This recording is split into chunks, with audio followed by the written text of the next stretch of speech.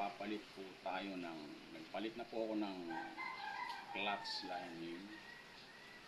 Tuturo ko po sa inyo ang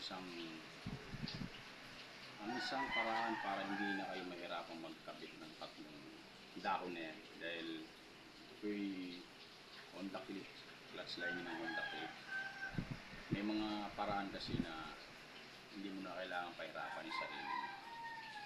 Ito po, tinanggal ko na po yung mga lock. Mabilis lang po, madali lang naman tanggalin yan, naka-clip lang naman po yan dyan. Turo ko po sa inyo paano yung pinakamadaling para ganito po yan. Kasi naglinis po ako ng clutch lining at naglagay.